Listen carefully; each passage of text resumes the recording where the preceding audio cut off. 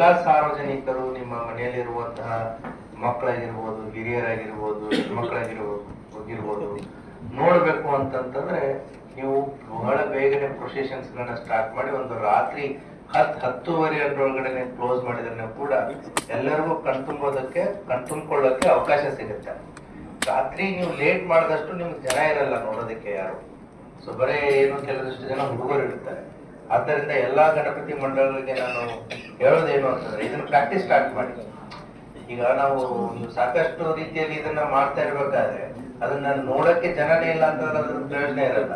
ಆದ್ರಿಂದ ನೀವು ಸಾಯಂಕಾಲ 6-7 ಗಂಟೆಗೆ ಸ್ಟಾರ್ಟ್ ಮಾಡಿ ರಾತ್ರಿ ಬೆಳತನ ಇದನ್ನ ಮಾಡೋದಕ್ಕೋಸ್ಕರ ಶಿಫ್ಟ್ ದ ಟೈಮಿಂಗ್ಸ್.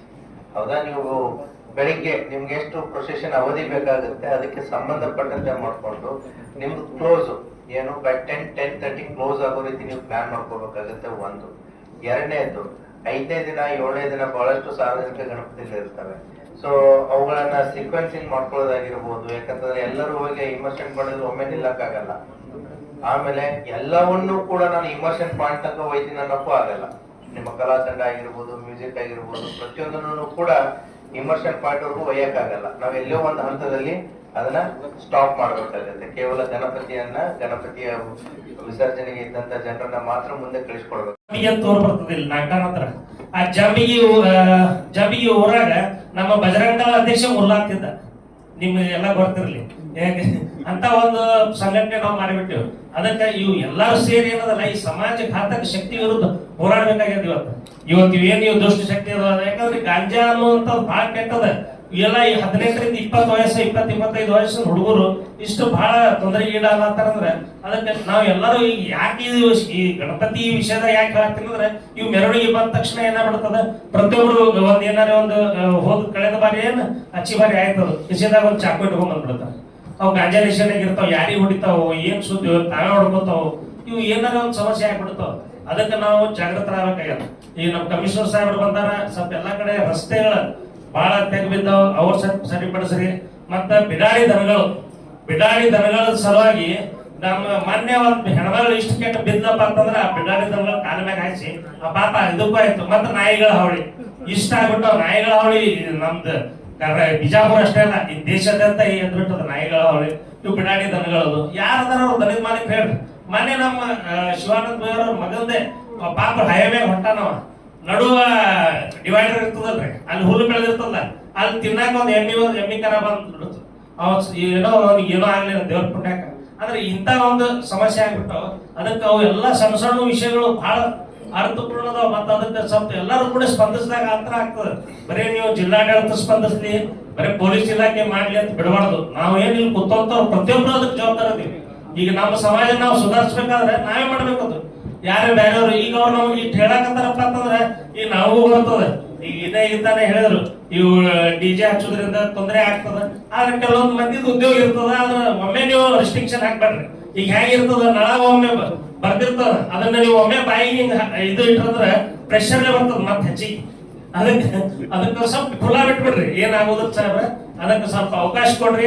ಎಲ್ಲಾ ಶಾಂತ ರೀತಿಯಿಂದ ಇಲ್ಲೇನ ಕೋಮ ಭಾವನೆ ಒಂದ್ 25 ವರ್ಷ ಆಯ್ತು ಇಲ್ಲೇನ್ ಕೋಮ ಭಾವನೆ ದಕ್ಕಿತರಂತ ಯಾವ ಕೆಲಸ ಆಗಿಲ್ಲ, ಯಾರು ಮಾಡಿಲ್ಲ, ಮತ್ತೆ ಮಾಡೋದು ಇಲ್ಲ. ನೀವು ಹೊಡೆದಾಡಿದ್ರೆ ನಮ್ಮನವೇ ಹೊಡೆದಾಡ್ತಾವ, ಅವ್ರವ್ರೆ ಹೊಡೆದಾಡ್ತಾರ. ಇದು ಬಿಟ್ರೆ ಏನೋ ಬೇರೆ ತಗದೇ ಇಲ್ಲಿ. ಅದಕ್ಕೆ ಸ್ವಲ್ಪ ಇವು ಕೆಲವೊಂದು ವಿಷಯಗಳದಾವ. ಸ್ವಲ್ಪ ಗಾಂಜಾದ ವಿಷಯ ಸೀರಿಯಸ್ ಆಗಿ ತೋರಿ. ಯಾಕೆ ಈ ಕಾಲೇಜ್ ಹುಡುಗರು ಸಣ್ಣ ಹುಡುಗರು ಅವು ಸಿಗರೇಟ್ ಒಳಗೆ ಹಾಕೊಂಡು ಸೇದಿ ಅವು ಬಹಳ ವಿಚಿತ್ರ ಮಾಡಾಕತ್ತಾವ ಸಾಹೇಬ್ರ. ಕೆಲವೊಂದು ರೈತರಿಗೆ ಸುತ್ತ ಹೇಳಕ್ ಭಯ ಆಗ್ಬಿಟ್ಟದ, ಅವ್ರ ಮಕ್ಕಳಿಗೆ ಕಾಪಾಡೋದೇವ್ರಿಗೆ ಭಯ ಆಗ್ಬಿಟ್ಟದ. ಯಾಕಂದ್ರೆ ಅವ್ರು ಸಾಯ್ತಾರೋ ಏನು ಮನ್ಯಾಗಿದ್ದವ್ರು ಕೊಲ್ತಾರೋ ಅನ್ನುವಂತ ಸಂದರ್ಭ ಇದೆ. ಬಹಳ ಗಂಭೀರವಾಗಿ ತಾವು ಪರಿಗಣನೆ ಮಾಡಿ ಇವು ಕೆಲವೊಂದು ವಿಷಯಗಳನ್ನ ಸಲಹೆಗಳನ್ನ ತಮಗೆ ನಾವು ಹೇಳಿದ್ದೀವಿ. ಅದಕ್ಕೆ ತಮಗೆ ವಿನಂತಿ ಮಾಡ್ಕೋತೀನಿ. ಎಲ್ಲಾರು ಕೂಡ ಎಲ್ಲಾ ಗಜಾನನ ಮಂಡಳಿ ಇರ್ಬೋದು, ನಿಮ್ ಮುಸಲ್ಮಾನ್ ಬಂದರು, ಈದ್ ಮಿಲಾದ್ ಎಲ್ಲಾರು ನಿಮ್ ಹಬ್ಬಗಳನ್ನ ಎಲ್ಲ ನಮ್ಮ ಹಬ್ಬ ನಾವು ಸುರಕ್ಷಿತವಾಗಿ ಶಾಂತ ರೀತಿಯಿಂದ ಯಾರೋ ಸಮಾಜಕ್ಕೆ ಧಕ್ಕೆ ತರುವಂತೆ ನಾವು ಆಚರಣೆ ಮಾಡೋದಂತ ಹೇಳಿ ನಾನು ಎರಡು ಮಾತು ಜೈ ಕರ್ನಾಟಕ. ಅವನು ಸಹಿತ ನಾವು ಮಾಡಲಿಕ್ಕೆ ಕ್ರಮ ತಗೊಂಡ್ವಿ. ಸಿಂಗಲ್ ವಿಂಡೋ ಸಿಸ್ಟಮ್ ಮುಖಾಂತರ ನಾವು ಸಿಬ್ಬಂದಿ ಡೆಬ್ಯೂಟ್ ಮಾಡಿ ಪ್ರತಿ ವರ್ಷದಂತೆ ಈಗಾಗಲೇ ತಮ್ಮೆಲ್ಲ ಸಾಕಷ್ಟು ಎಲ್ಲ ಗಣೇಶ ಮಹಾಮಂಡಳ ಸದಸ್ಯರು ನಮಗೆ ಪ್ರತಿ ವರ್ಷ ಏನ್ ಸಜೆಷನ್ ಕೊಟ್ಟಿದ್ರಿ ಅವೆಲ್ಲವನ್ನು ಅಡಾಪ್ಟ್ ಮಾಡ್ಕೊಂಡು ಯಾವುದೇ ರೀತಿಯಿಂದ ತೊಂದರೆ ಆಗದಿರಲಿ ಈ ಸತಿ ನಾವು ಎಲ್ಲ ಪ್ಲಾನ್ ರೆಡಿ ಮಾಡಿದ್ವಿ.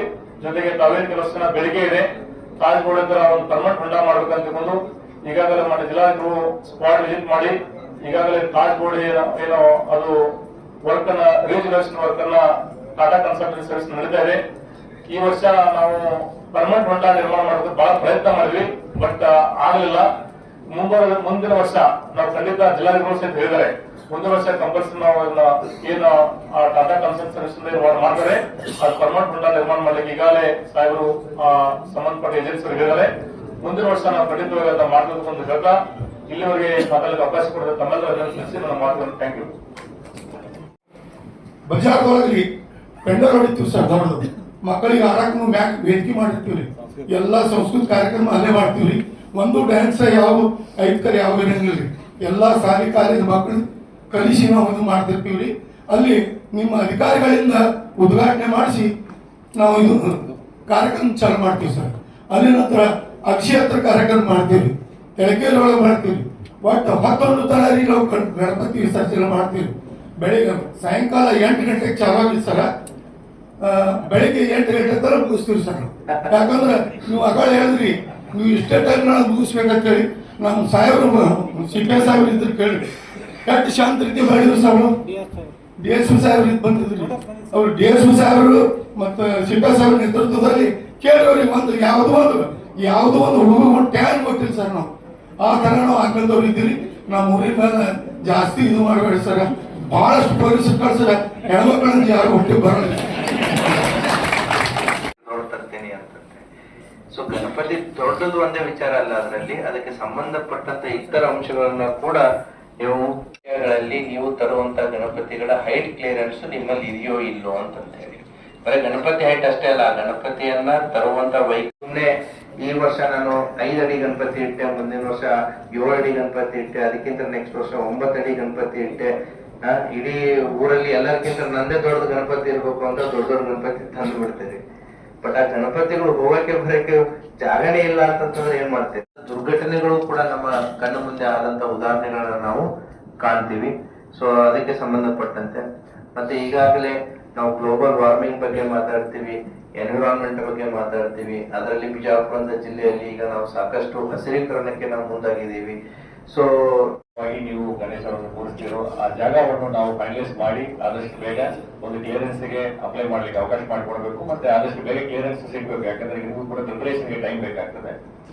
ತಯಾರಿಗಳನ್ನು ಮಾಡಿಕೊಳ್ಳುವಂತಹ ಪ್ರಿಪರೇಷನ್ ಯಾವ ಕಾರಣಕ್ಕೂ ಡಿಲೇ ಆಗಬಾರದು ಅನ್ನುವಂಥ ನಿಟ್ಟಿನಲ್ಲಿ ಸಿಂಗಲ್ ವಿಂಡೋ ಸಿಸ್ಟಮ್ ಅನ್ನು ನಾವು ಚೆನ್ನಾಗಿ ಮಾಡಬೇಕು ಅನ್ನುವಂಥ ನಿಟ್ಟಿನಲ್ಲಿ ಈಗ ಮಾಡಿದ್ದೇವೆ. ಪ್ರತಿಯೊಂದು ಪೊಲೀಸ್ ಡಿಪಾರ್ಟ್ಮೆಂಟ್, ಎಸ್ಕಾಂ ಇಲಾಖೆನವರು, ಸಂಬಂಧಪಟ್ಟ ಸ್ಥಳೀಯ ಆಡಳಿತದಲ್ಲಿ ಇರುವಂತಹ ಪ್ರತಿನಿಧಿಗಳು, ಮತ್ತೆ PWD fire and emergency response system, ಇವರಲ್ಲಿ ಯಾರ್ಯಾರೆಲ್ಲ ಕ್ಲಿಯರೆನ್ಸ್ ಬೇಕಾಗುತ್ತೆ ಎಲ್ಲರೂ ಕೂಡ ಒಂದೇ ಕಡೆ ಇಮಿಡಿಯೇಟ್ ಕ್ಲಿಯರೆನ್ಸ್ ಕೊಡುವಂತದಕ್ಕೆ ಸೂಚನೆ ಕೊಟ್ಟಿದ್ದೇವೆ.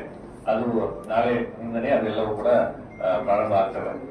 ಎರಡನೇದು ಈ ರೂಟ್ ಫೈನಲೈಸೇಷನ್. ಈಗಾಗಲೇ ರೂಟ್ ಕೂಡ ಈಗ ಪರ್ಮಿಷನ್ ಎಲ್ಲ ತಾವು ಅಪ್ಲೈ ಮಾಡುವಾಗ ಯಾವ ರೂಟ್ ನಲ್ಲಿ ತಾವು ವಿಸರ್ಜನೆಗೆ ಹೋಗ್ತೀರಾ ಅನ್ನುವಂಥದ್ದನ್ನು ಕೂಡ ಫೈನಲೈಸ್ ಮಾಡಿಕೊಟ್ರೆ ಅದು ಈಗ ಪರ್ಮಿಷನ್ ಮತ್ತೆ ಬಂದೋಬಸ್ತ್ ವ್ಯವಸ್ಥೆಗಳಿಗೂ ಕೂಡ ಅನುಕೂಲ ಆಗ್ತದೆ. ಕೋಆರ್ಡಿನೇಷನ್ ಚೆನ್ನಾಗಿರ್ಬೇಕು. ಯಾಕಂತ ಹೇಳಿದ್ರೆ ಇದು ಹಬ್ಬ ಸಕ್ಸಸ್ಫುಲ್ ಆಗಿ ಬರಬೇಕು ಅನ್ನೋದು ಹೇಳಿದ್ರೆ ಅಲ್ಲಿ ಏನು ತಮ್ಮ ಎಕ್ಸ್ಪೆಕ್ಟೇಷನ್ ಇದೆಯೋ ಅದನ್ನು ಜಿಲ್ಲಾಡಳಿತ ಮತ್ತೆ ಪೊಲೀಸ್ ಡಿಪಾರ್ಟ್ಮೆಂಟ್ ಅವ್ರ ಜೊತೆಗೆ ನೀವು ಕರೆಕ್ಟ್ ಆಗಿ ಹಂಚಿಕೊಂಡ್ರೆ, ಅಲ್ಲಿ ಪೂರ್ವ ಸಿದ್ಧತೆಗಳನ್ನು ಮಾಡಿಕೊಟ್ರೆ ಅಲ್ಲಿ ಎಲ್ಲರಿಗೂ ಕೂಡ ಒಂದು ಪಾರ್ಟಿಸಿಪೇಟ್ ಮಾಡ್ಲಿಕ್ಕೆ ಯಾರಿಗೂ ತೊಂದರೆ ಆಗದಂತ ರೀತಿಯಲ್ಲಿ ಎಲ್ಲರಿಗೂ ಅನುಕೂಲ ಆಗ್ತದೆ. ಬಿಕಾಸ್ ಈಗ ಯಾವುದೇ ಒಂದು ಸರ್ಕಾರ ನಿಯಮ, ಈಗ ನಾವು ಕೂಡ ಕಾರ್ಯಕ್ರಮದಲ್ಲಿ ಬಂದು ನಾವು ಏನಾದ್ರು ಪಾರ್ಟಿಸಿಪೇಟ್ ಮಾಡ್ಬೇಕಾದ್ರೆ ನಮಗೂ ಯಾವುದು ಮುಜುಗರ ಆಗ್ಬಾರ್ದಲ್ಲ. ಈಗ ನಾವು ಬರ್ಬೇಕಂತ ನಾವು ಭಾವಿಸಿ ಅಲ್ಲಿ ಹೋಗಿದ್ರೆ ಅದು ಈ ನಿಯಮ ಉಲ್ಲಂಘನೆ ಮಾಡಿದ್ದಾರೆ, ಆ ನಿಯಮ ಉಲ್ಲಂಘನೆ ಮಾಡಿದ್ದಾರೆ ಅಂತ ಹೇಳಿದ್ರೆ ನಾವು ಒಂದು ಫ್ರೀಯಾಗಿ ಬಂದು ಮುಕ್ತವಾಗಿ ಅಂತ ಕಾರ್ಯಕ್ರಮದಲ್ಲಿ ಪಾರ್ಟಿಸಿಪೇಟ್ ಮಾಡ್ಲಿಕ್ಕೆ ಆಗುವುದಿಲ್ಲ. ಅದೇ ರೀತಿ ಮಾತಾಡುವ ಕೆಲವು ಜನ ಹೇಳಿದ್ರ ಚಿಕ್ಕ ಮಕ್ಕಳಿರ್ಬೋದು, ಬೇರೆ ಧರ್ಮದವರು ಇರಬಹುದಂಥದ್ದು, ಮಹಿಳೆಯರಾಗಿ